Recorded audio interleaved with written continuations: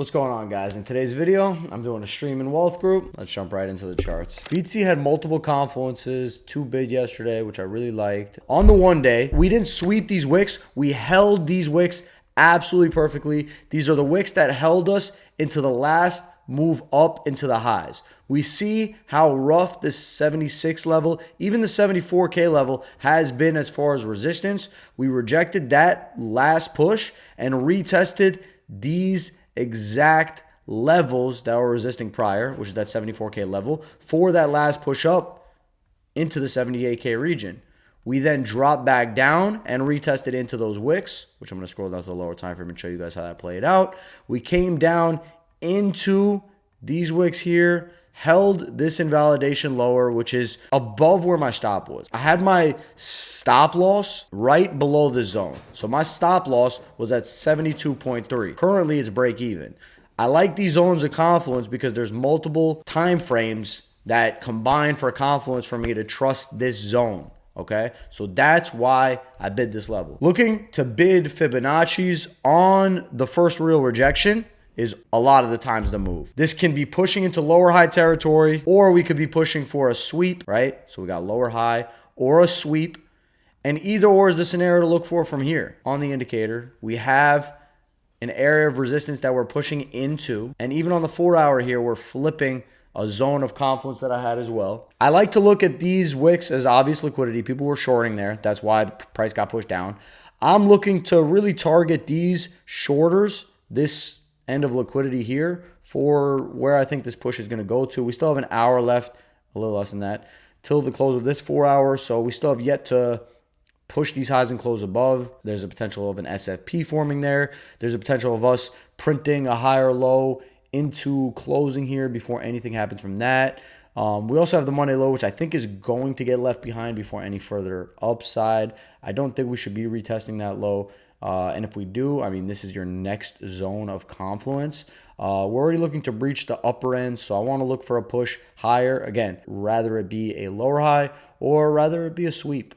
I think either or is worth entertaining when it comes to closing potential longs that you opened end of last night, early today. And honestly, everything really played out. I said we were going to get a little bit of a Sunday flush out before a Monday buy. This playbook has pretty much played out the last few weeks. So, I mean, you could see here the same sort of scenario happen where we grinded into Sunday night's price action. We closed and popped up.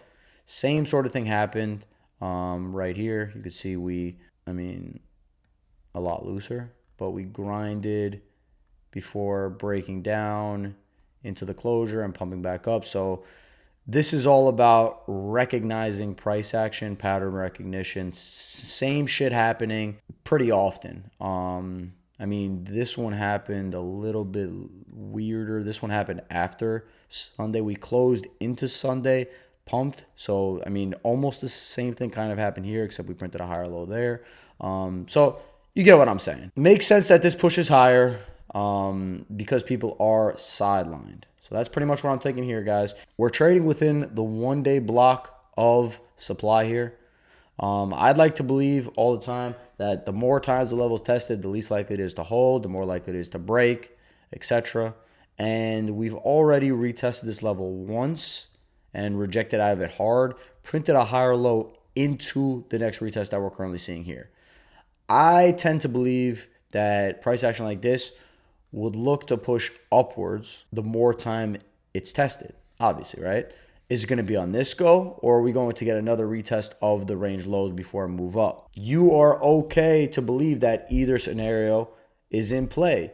You are controlling your books. No one else is. It's important to realize that. If you think that price is going to retest these range lows and sweep all this liquidity to the downside, then you place your bets and you look to kind of chill out on the market, or maybe look to swing short the higher up we go, right? The more up we go towards a significant level of resistance is where you should look for a short.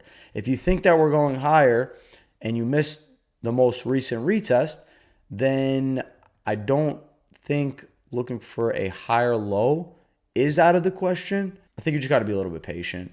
Again, like, I'm already positioned. We are already positioned. We bid 74.6 to 74.2 averaged out a really nice entry. It deviated slightly, right? But still held the current range that we're trading in. And now we're looking to flip the top end, right? We chopped before we popped, came back into it, chopped, and now we're popping. So if we could get this move out of it, I think that we could start to aim for these highs. People shorted here, just like people shorted here with their invalidation above the highs. Are they safe? If you don't think so, then you should be targeting them first. Because other than that, you really got to look from a risk to return aspect of things if you're scalping. Is it worth shorting this with your invalidation above these highs just to target these lows? Because I would assume that these lows is where longs would pile up targeting these highs, unless they're just using the one-day low as invalidation. But from up here, you had much more time to do that than right up here. I wouldn't ape into positions like that. That's not how I like to operate. That's pretty much what I'm looking at when it comes to BTC. I don't want to overcomplicate things on the lower time frame. I keep doing that, when it comes to here. But we're trading within the one-day level of supply. I still think that we're going to go higher, and that's what I'm positioned for. I took some profit off of this position. I actually took half profit on this position just because this flat candle low, I mean, it's hard to trust these flat candle lows, even though they have been, I guess, pushing price up. It's been quite some time since we've seen flat candle lows like this push price up to new highs. This is the first one that we're seeing outside of this range, except for this.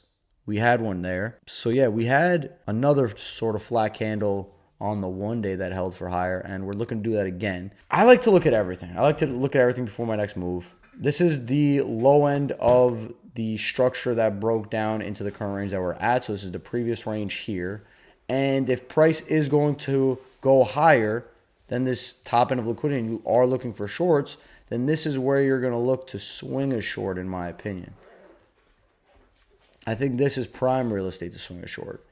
If we go up towards these highs and print a lower high and we reject viciously, then I think we could look for some acceptance into this range. If we start to lose that 73.6 level, that's pretty much in between the 74 to 72.9 zone that I have on the one day here.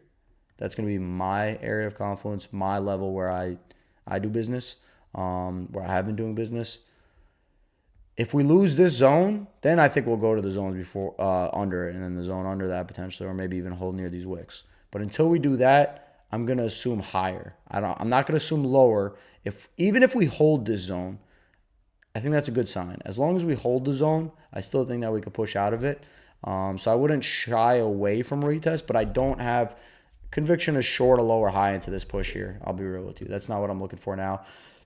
I tried my spot on shorts on alts, and I had a good time doing that this weekend. Alts like ENJ, right? We had beautiful, beautiful plays on ENJ. And all I was doing there was just playing liquidity. That's all I was doing there. I kind of want to explain that really quickly because I haven't been on stream since I took some of these plays here. But I saw a lot of liquidity getting liquidated on ENJ when it was popping up towards these highs. So I naturally had it in my watch list already, right? We eventually started taking that high in crazy dramatic fashion, and then we eventually got this liquidation wick to the upside. I saw liquidations happening this whole move up, and I was just looking because I wanted to see if it would push up a wick like this, blow out shorts, and give an invalidation for people to feel uneasy about taking a new short. And that's what it gave for me and how I like to do things as far as liquidity goes. So we had a really nice read on this one, to be honest. I was looking at this on the 1 minute time frame because this is really how I like to play aggressive, impulsive candles like this. We have liquidity down here. So we already know what areas could potentially react as far as a reversal in price. Just because a high prints doesn't mean that it's a swing high. It can be. It can be considered a one. But odds are we're going to take that liquidity eventually. Because of how aggressive price was moving here, how crazy. Funding was minus 120 or something, minus 1.20. And then I just shorted this breakdown because on the lower time frame, it looks like you can use these highs as your invalidation. Price tried to go up here and it kept getting pushed down. People were pushing price down. And eventually we broke down here and we retested it before falling down further. It played out pretty much on point, like literally right in the last 10, 15 minutes after that. And we took full profit on this lick sweep right here. I took profit on this drop here. So I was taking profit here. And then when price broke down here and held, I took full profit. I think it eventually reversed and then actually hit TV. So it reversed up to entry. Remember, we moved our invalidation even there. And then it actually retested before dropping down fully, hitting the TP on that go after that, I believe, unless I'm wrong on this one. No, okay. So it held at around the level we took profit on. And then price eventually consolidated into this flag sort of pennant here, which, in my opinion, the next area of liquidations and the next area of liquidity is going to be our stop loss, which is exactly where it's targeted. If I use a stop loss in a coin like this that's moving absolutely crazy, eventually that stop loss is going to get taken, and it's going to be a good area for an entry because that should react. It's a logical stop loss, right? You're using it on top of the highs that reacted for a rejection. That's what I was doing a lot with Zcash this weekend if you were playing Zcash with me. Now, on this high wick, we pushed up towards these highs. So in my head, I already had an invalidation. I said, okay, if price is going to go and break before looking for higher, then we should react around the zone. We've already swung 10% twice, and we've already swung like 1 10%, 2 10%, and this is going to be its third 13-14% move up. It should be giving room for volatility and not be giving easy access for longs to get long, in my opinion. So all I'm trying to say is when it came up to this entry point, I entered my short right over here because now I had reason to believe that we could potentially reject just off of this lower time frame price action here.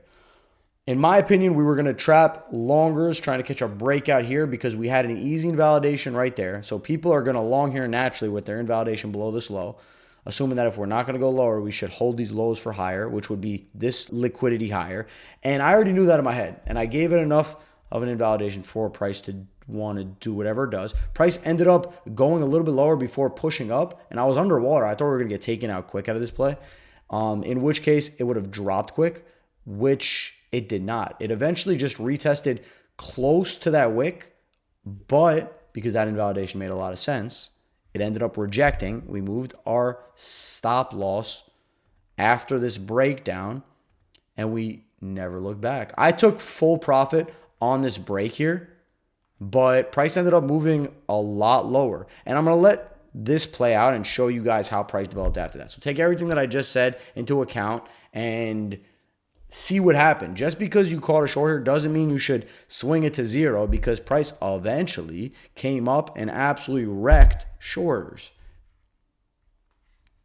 before it actually played out fully, which, as you can see to today, anyone shorting anything up at this range was profitable today.